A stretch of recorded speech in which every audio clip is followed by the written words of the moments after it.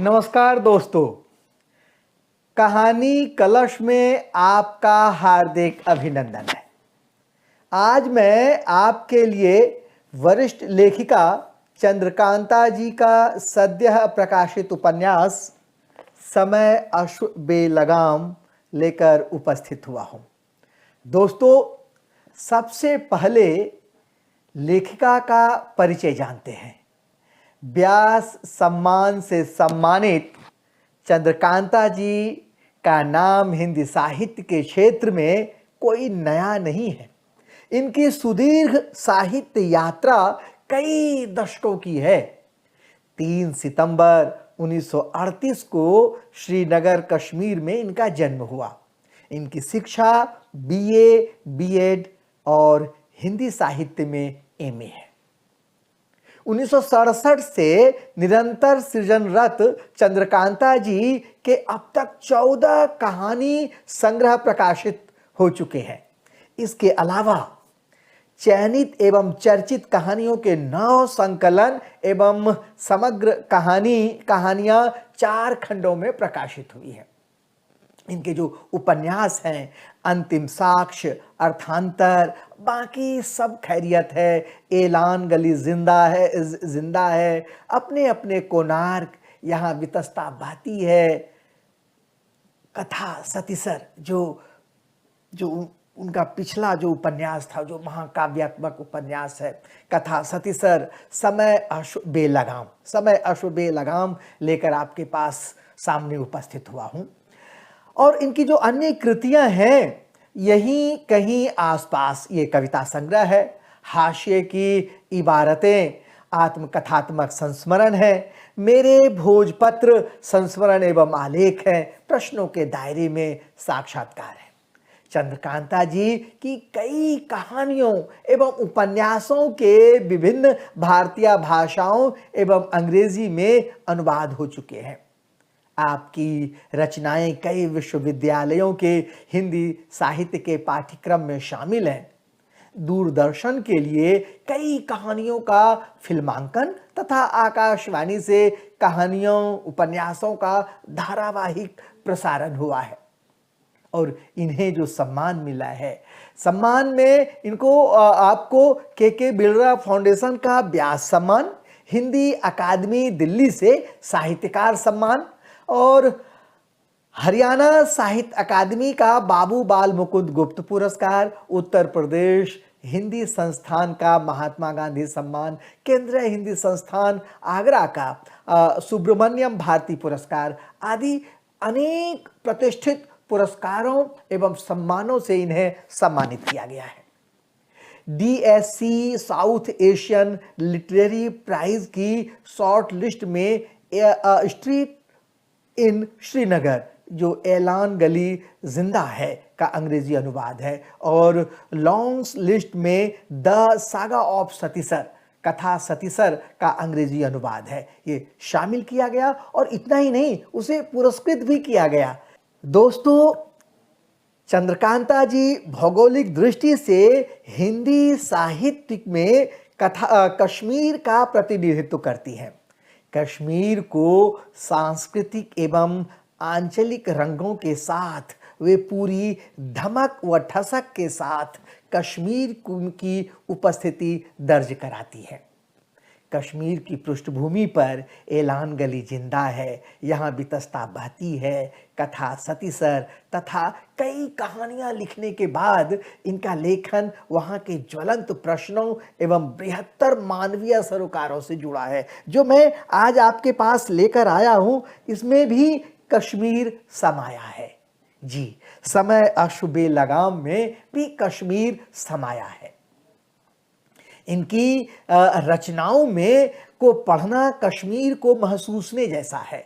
कश्मीर के कटु यथार्थ, सामाजिक विसंगतियां, वहाँ की हर धुन, गंध, सुंदरता एवं कुरूपता को लेखिका ने एक बड़े कैनवस पर कलात्मक ढंग से उकेरा है।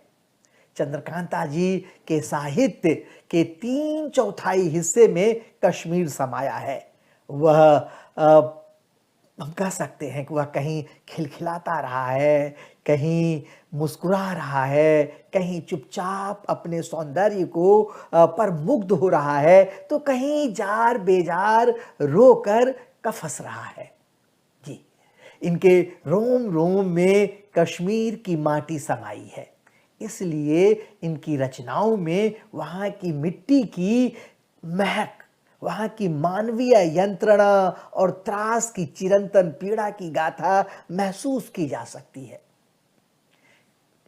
जैसे रेणु के साहित्य में हम बिहार की माटी की खुशबू देखते हैं, वहाँ की धूल भी है, वहाँ के फूल भी हैं, वहाँ की मिट्टी की। ठीक उसी तरह से चंद्रकांता जी के साहित्य में कश्मीर को भव्य रूप में भी देख सकते हैं, और कश्मीर की जो दुखती हुई रग है, जो वहाँ की जो कमियां हैं, वह भी आप शिद्दत से महसूस कर सकते हैं, उसे भी आप महसूस कर सकते हैं।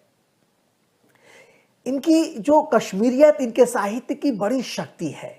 लेखिका के अनुसार कश्मीर की मिट्टी में रचा बसा जो व्यक्ति है, जो रचा बसा है, उस वही जो भुक्तभोगी है, वही कश्मीर की पीड़ा और उसके भीतरी सच को जान सकता है।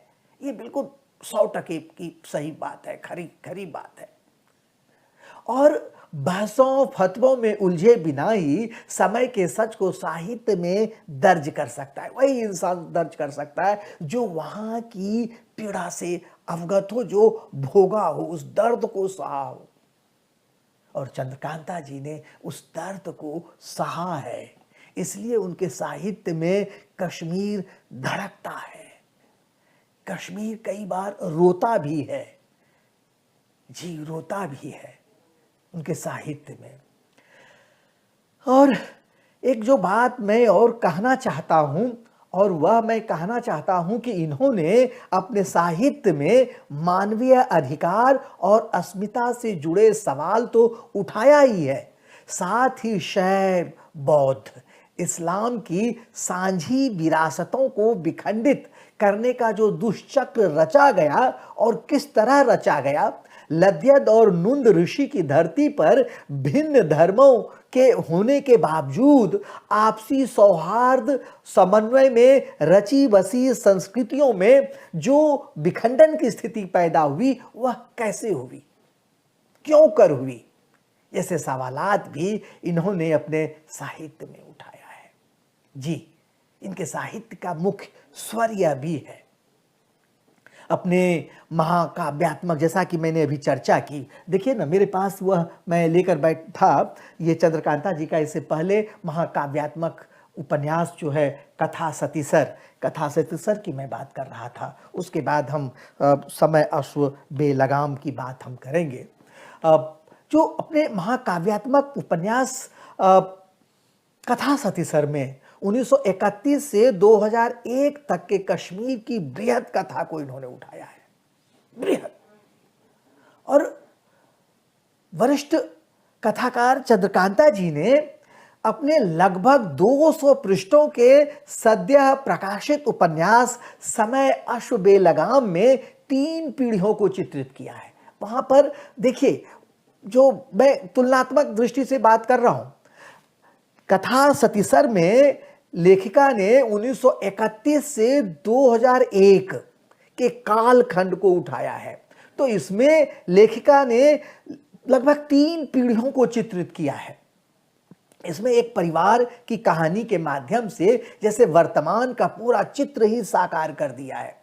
बुजुर्गों का अकेलापन, नई पीढ़ी के भटकाव, सतत एक होड़ में डूबे युवाओं का तनाव, बिखरता दाम्पत्य, पश्चिमी संस्कृति और तकनीक का दबाव ही नहीं, उसको जो पूरी तरह से हमारी संस्कृति पर हावी है, वह दबाव महसूस ना, विश्व के सार्वजनिक स्पेस में स्त्रियों पर होने वाले हमले, भारत से लेकर अमेरिका और अमेरिका से लेकर इंग्लैंड, रसिया, जहां भी जिस देश की बात करें, स्त्रियों पर जो आधी आबादी है हमारी, उस पर हमला हो रहा है, तरह तरह से हमला हो रहा है।